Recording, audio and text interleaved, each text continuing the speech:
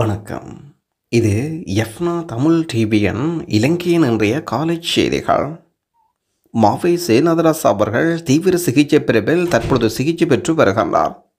இன்று காலை தெல்லிப்பளை ஆதார வைத்தியசாலையிலிருந்து மேலதிக சிகிச்சைக்காக அனுப்பி வைக்கப்பட்ட நிலையில் மேலதிக பரிசோதனையின் அடிப்படையில் வைத்திய நிபுணர் தலையில் கணிசமான அளவு இரத்தப்பெருக்கு இருப்பதை கண்டறிந்துள்ளார். அவருக்கு மூளையில் ஏற்பட்ட இரத்த கசிவின் காரணமாக மிகவும் ஆபத்தான நிலையில் செயற்கை சுவாச உதவியுடன் சிகிச்சை பெற்று வருவதாக யாழ்ப்பாண வைத்தியசாலை பணிப்பாளர் சத்தியமூர்த்தி அறிவிக்கின்றார். இலங்கை தமிழரசு கட்சியின் முன்னாள் தலைவரும் முன்னாள் நாடாளுமன்ற உறுப்பினருமான மாவை சேனாதராஸ் அவர்கள் உடல்நலக்குறைவின் காரணமாக இன்று அதிகாலை அதிதீவிர சிகிச்சை பிரிவில் அனுமதிக்கப்பட்டிருந்தார். வீட்டில் தவறி வீழ்ந்த நிலையில் தலையில் நரம்பு வெடிப்பு காரணமாக யாழ்ப்பாண வைத்தியசாலையின் அவசர சிகிச்சை பிரிவில் அனுமதிக்கப்பட்டுள்ளார். அவருக்கு செயற்கை சுவாசம் அளிக்கப்பட்டு வருவதாக மருத்துவர் அறிவித்திருக்கின்றார். அவரின் உடல்நிலை குறித்து மருத்துவர்கள் தொடர்ந்து விசேடமாக கண்காணித்து வருவதாகவும் தேவையான சிகிச்சைகள் வழங்கப்பட்டு வருவதாகவும் யாழ்ப்பாண வைத்தியசாலை பணிப்பாளர் சத்தியமூர்த்தி செய்தி வெளியிட்டுள்ளார். இலங்கையின் ஆரோக்கியமற்ற காற்று 8 மாவட்டங்களுக்கான விசேட எச்சரிக்கை. யாழ், கொழும்பு உட்பட நாட்டின் பெரும்பாலான பகுதிகளில் காற்றின் தரக்குறியீடு ஆரோக்கியமற்ற மட்டத்தில் இருப்பதாக சொல்லப்படுகின்றது.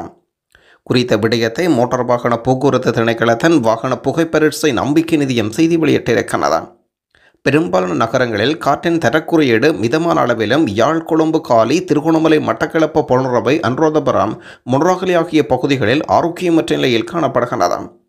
இன்றைய தினம் குறித்த இடங்களில் 58 மற்றும் 120ற்கு இடையில் காற்றின் தரக்குறியீடு ஆரோக்கியமற்ற மட்டத்தில் வீழ்ச்சியடைந்து காணப்படுகின்றது. அத்தோடு காற்றின் தரம் குறைவதனால் உடல்நல பிரச்சினைகள், நபர்கள் குறிப்பாக சுவாசிப்பதில் சிரமம் ஏற்படும் மருத்துவ உதவியை நாடுமாறு அறிவுறுத்தல் வழங்கப்படுகின்றது. அத்தோடு பெரும்பாலான நகரங்களில் காற்றின் தரம் மிதமான அளவில் இருக்கும்.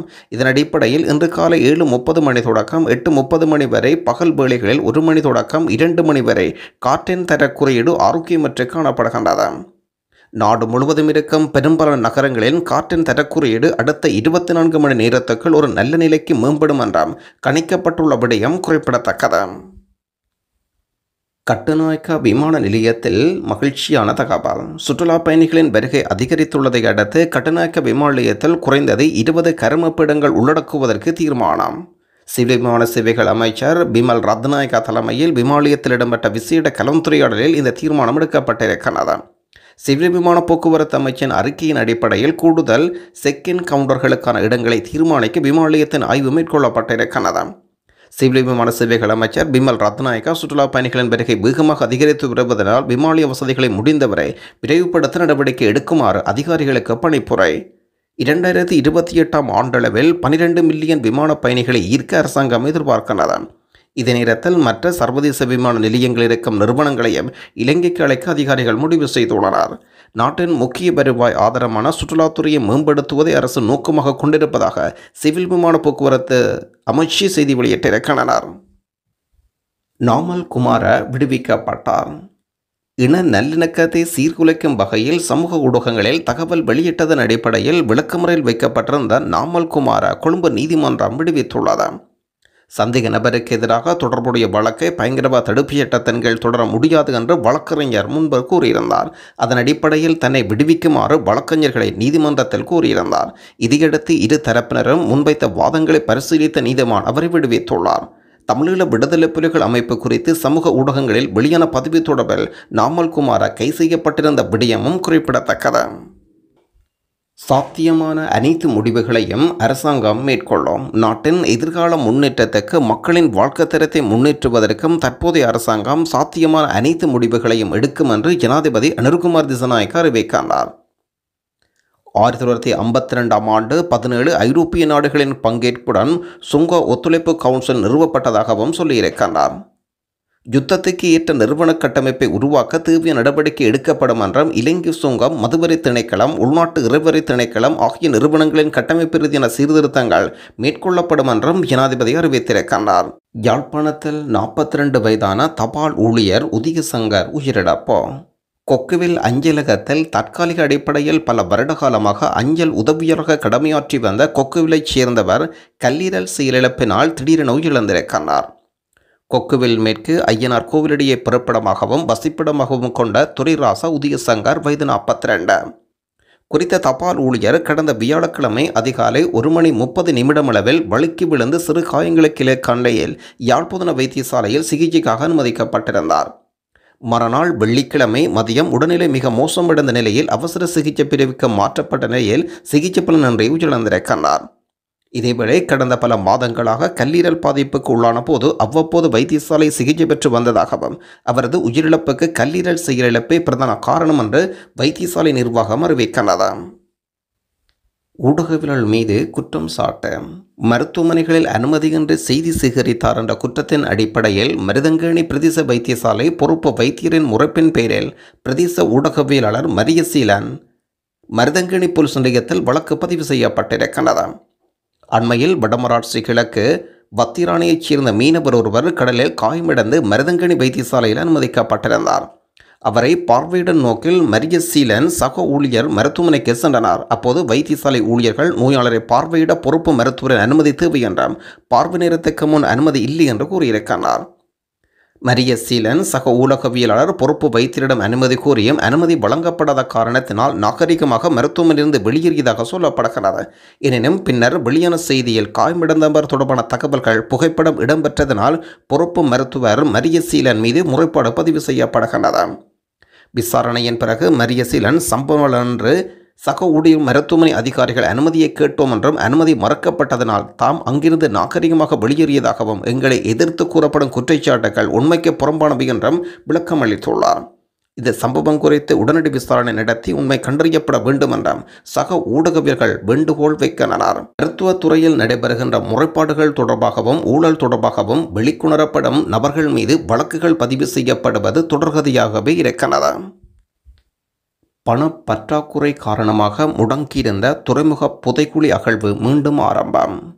ஜனாதிபதி ரணில் விக்ரமசிங்கவின் ஆட்சி காலத்தில் தலைநகரில் அதுயர் பாதுகாப்பு வலயத்தில் கண்டுபிடிக்கப்பட்ட முதலாவது மனித புதைக்குழியின் 3ஆம் கட்ட அகழ்வு பணிகள் 4 மாதங்களின் பிறகு மீண்டும் ஆரம்பிக்கப்பட்டுள்ளன. இதுவரை குறைந்தது 3 மனித எலும்போடுகள் மீட்கப்பட்ட நிலையில் கொழும்பு துறைமுக மனித புதைக்குழி அண்டிய பகுதியில் மண் அடுக்குகள் அகற்றப்பட்ட விதத்தையும் அந்த இடத்துக்கு சென்ற ஊடகங்கள் அவதானித்துள்ளனர். இந்த பகுதியில் மேலும் பல உடல்கள் புதைக்கப்பட்டுள்ளது என்பதை கண்டறிய முடியும் என்று ஆய்வாளர்கள் நம்பிக்கை வெளியிட்டுள்ளனர். மனித புதைக்குழியின் 2ஆம் கட்ட அகழ்வு பணிகள் 2024ஆம் ஆண்டு செப்டம்பர் மாதம் 28ஆம் தேதி இடைநிறுத்தப்பட்டதோடு அக்டோபர் மாதத்தில் அகழ்வு பணிகள் மீண்டும் ஆரம்பிக்க திட்டமிடப்பட்டிருந்தன. இவ்வாறு இருப்பினும் தேவையான பணம் இல்லாமை காரணமாக பணிகள் மீள ஆரம்பிக்கப்படவில்லை. அகழ்வு பணி இடைநிறுத்தப்பட்ட நேரத்தில் தடவியல் பொருட்கள் பேராசிரியர் மனித எலும்புக்கூடுகள் கண்டுபிடிக்கப்பட்டதை புதைக்குழியின் விசாரணை நீண்ட காலத்துக்கு இடைநிறுத்த முடியாது என்றும் கூறியிருந்தார். 2 நாட்களின் பின்னர் செப்டம்பர் 26ஆம் தேதி 2ஆம் கட்ட அகழ்வு பணிகள் மீண்டும் ஆரம்பிக்கப்பட்ட போது மாலையிலங்க சென்ற ஊடகங்கள் உள்ள மனித எலும்புகள் அதிகமாக இருப்பது தெரிய வந்தது. நீதிமன்றத்துக்கு விடயம் தெரியப்பட்டதை அடுத்து நீதவான் பண்டார உத்தரவின் அடிப்படையில் 2024ஆம் ஆண்டு செப்டம்பர் 5ஆம் தேதி அகழ்வு பணிகள் ஆரம்பிக்கப்பட்டிருந்தது. இலங்கை மத்திய வங்கியினால் இன்றைய தினம் வெளியீடு செய்யப்பட்டிருக்கும் நாணய மாற்று விகிதங்களின் பட்டியல். ஆஸ்திரேலியன் டாலர் 191 ரூபா, கனேடியன் டாலர் 211 ரூபா, யூரோ ஒன்றின் பெறுமதி 317 ரூபா, சிங்கப்பூர் டாலர் 225 ரூபா, ஸ்டேர்லிங் பவுண்ட் 378 ரூபா, சுவிஸ் பிராங்க் 337 ரூபா, ஐக்கிய அமெரிக்க டாலர் 302 ரூபா. தொடர்ந்து மத்திய கிழக்கு நாடுகளுக்குரிய நாணய பெறுமதிகளாக பஹ்ரைன் தினார் 791 ரூபா, குவைத் தினார் 967 ரூபா, ஓமான் ரியால் 775 ரூபா, கட்டார் ரியால் 81 ரூபா, சவுதி அரேபியா ரியால் 79 ரூபா, ஐக்கிய அரபு ராச்சியம் திர்ஹம் 81 ரூபா. காதலியின் கத்திக்குத்து தாக்குதலில் நாவலப்பட்டி பகுதி காதலன் பலி. புதிய வேலைக்கான நேர்காணல் தொடர்பான வாக்குவாதத்தின் போது காதலனின் மார்பில் காதலி கத்தியினால் குத்தியதில் பலத்த காயமடைந்த காதலன் வைத்தியசாலையில் சிகிச்சை பெற்று வந்த நிலையில் உயிரிழந்திருக்கிறார். நாவலப்பட்டி பகுதியைச் சேர்ந்த ஒரு பிள்ளையின் தந்தையான சுஜித் பிரதீப் குமார் என்பவரை உயிரிழந்திருக்கிறார். திருமணமானவர் ஒரு குழந்தையின் தந்தை என்றும் அவரது மனைவி வெளிநாட்டுக்கு சென்று விட்டதாகவும் ஆரம்பகட்ட விசாரணையில் தெரிய வருகிறது. சந்தேக நபரான அந்த பெண்ணும் காதலுறவில் இருந்ததாகவும் அந்த பெண் வெள்ளவாயா பகுதியின் வாடகைக்கு விடுதியொன்றில் தங்கியிருப்பதாகவும் போலீசார் சொல்கின்றனர். போலீசார் நடத்திய விசாரணையில் இறந்தவர் தனது காதலியின் விடுதியறைக்கு பலமுறை சென்றிருப்பதுடன் சம்பவம் நடந்த நாளில் விடுதியறைக்கு சென்றபோது அவரது காதலி புதிய வேலைக்கான நேர்காணலுக்கு ஆஜராகப் போவதாக கூறியதையடுத்து இந்த வாக்குவாதம் இடம்பெற்றதாக அறிய முடிகின்றது. சர்ச்சையில் சிக்கிய ரணில் கையொப்பமிட்ட கடிதம் சிஐடி விசாரணை ஆரம்பம். முன்னாள் ஜனாதிபதி ரணில் விக்ரமசிங்க ஆட்சியில் இருந்தபோது அவரது கடித தலைப்பில் முன்னாள் பொலிஸ்மா அதிபருக்கு விடுவிக்கப்பட்ட முறைகேடான உத்தரவு குறித்து விசாரணை ஆரம்பம். ரணில் விக்ரமசிங்கே ஜனாதிபதியாக பதவி வகித்த காலத்தில் ஜனாதிபதிக்கான கடித தலைப்பில் பாதுகாப்பு பிரிவின் அதிகாரிகளுக்கு விடுவிக்கப்படும் விசேட உத்தரவு என்ற தலைப்பில் ஒரு கடிதம் வழங்கப்பட்டுள்ளது. அதன் மூலம் தென் மாகாணத்தில் மோசடி செயற்பாடுகள் மேற்கொள்ளும் வர்த்தகர் ஒருவருக்கு அவரது மோசடி நடவடிக்கை முன்னெடுத்துச் செல்ல இடையூறு விளைவிக்க வேண்டாம் என்ற வகையில் முறைகேடான உத்தரவு ஒன்று பிறப்பிக்கப்பட்டிருந்தது. குறித்த கடிதத்தின் பிரதிகள் பாதுகாப்பு அமைச்சின் முன்னாள் செயலாளர், முன்னாள் பொலிஸ்மா அதிபர் ஆகியோருக்கும் அனுப்பி வைக்கப்பட்டுள்ளன. ஜனாதிபதி செயலகத்திலிருந்து அனுப்பப்பட்டதாக குறித்த கடிதத்தில் தெரிவிக்கப்பட்ட போதும் அது மாத்திரை தபால் அலுவலகத்திலிருந்து தபால் செய்யப்பட்டுள்ளமை கண்டுபிடிக்கப்படுகின்றது. இதையடுத்து குறித்த கடிதம் போலியானதாக இருக்கலாம் என்ற ஊகத்தின் அடிப்படையில் விசாரணை செய்ய உத்தரவு வழங்கப்படுகின்றது. இதன் பிரகாரம் தற்போதைய விசாரணை முன்னெடுக்கப்பட்டுள்ளதாக அறிய முடிகின்றது. அரசியல் கைதிகள் விடுதலை தொடர்பில் கவனம் செலுத்துமாறு கோரிக்கை. அரசியல் கைதிகள் தொடர்பு விடயத்தில் ஜனாதிபதி தனது நிலைப்பாட்டையும் அரசின் நிலைப்பாட்டையும் வெளிப்படுத்த வேண்டும் என்பதோடு அரசியல் கைதிகளின் விடுதலை துரிதமாக்குமாறும் சமூக நீதிக்கான செயற்பாட்டாளர் அருட்தந்தை சக்திவேல் வேண்டுகோள். நாடாளுமன்ற தேர்தலின் பின்னர் இந்திய சீன பிரிட்ஜுகளை தொடர்ந்து நாடு உள்ளூராட்சி மன்ற தேர்தலை நோக்கி நகர்ந்து கொண்டிருக்கின்றது. இது தேசிய மக்கள் சக்தி அரசாங்கத்தை பலப்படுத்தும் அரசியல் பயணமாக அமையாது. தமிழர்கள் எதிர்நோக்கும் அரசியல், சமூக, பொருளாதார, கலாச்சார பிரச்சினைகள் தீர்வு அடித்தளமிடும் விஜயமாக இருக்க வேண்டும் என்று வலியுறுத்துகின்றோம்.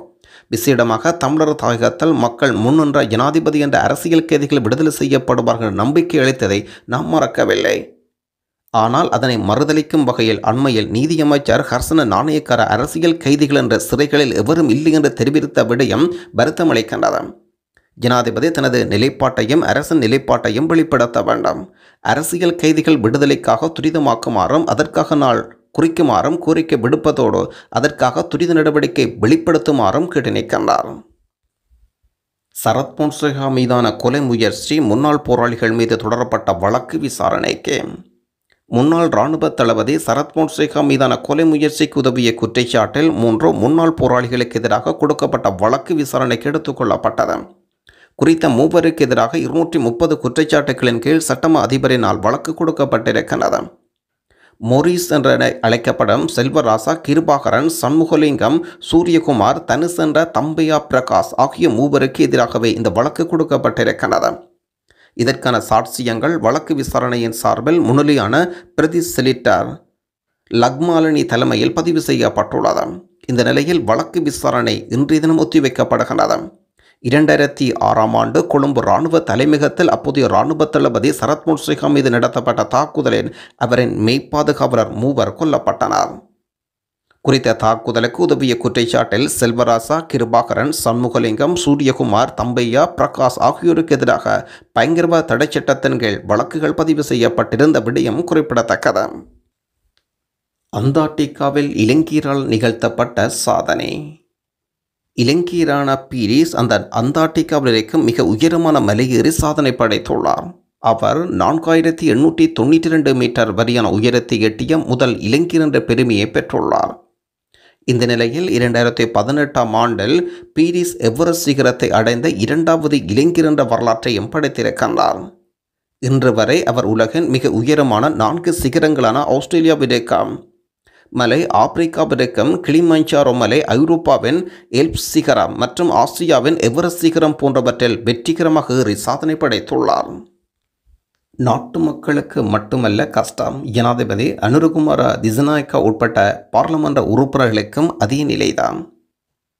தேசிய மக்கள் சக்தி எத்தனையோ தடைகளை தாண்டி மலையடிவாரத்துக்கு வந்து நிற்கின்றது. முன்னால் இருக்கும் சவால்களின் மலையேறும் வேளையில் எல்லாவற்றையும் சுமூகமாக செய்ய முடியாது, தியாகம் செய்ய வேண்டியிருக்கின்றது என்று ஜீசுந்தர கருத்து வெளியிட்டுள்ளார். இந்த இக்கட்டான சூழ்நிலையில் பாம்பு, மரப்பட்டை போன்றவற்றை சாப்பிட்டு சீனா இன்று உலகின் முதலிடம் பெற்றிருக்கிறது. தேசிய மக்கள் சக்தி நாடாளுமன்ற உறுப்பினர் ஜீசுந்தர மக்கள் சந்திப்பில் கலந்து கொண்ட கருத்து வெளியிடும் போது, கடந்த சில நாட்களாக கொழும்பில் தங்குவதற்கு இடமில்லாமல் தோளில் மாட்டிக்கொண்டு அங்குமிங்கும் நடந்து தெரிவதாக சொல்கின்றார். நாட்டு மக்கள் மாத்திரமன்றி ஜனாதிபதி அனுரகுமார திசாநாயக்கா தொடக்கம் பாராளுமன்ற உறுப்பினர்கள் வரையில் அதே மட்டத்தில் அவதிப்படுவதாகவும் பாராளுமன்ற உறுப்பினர் கருத்து வெளியிட்டுள்ளார். நன்றி.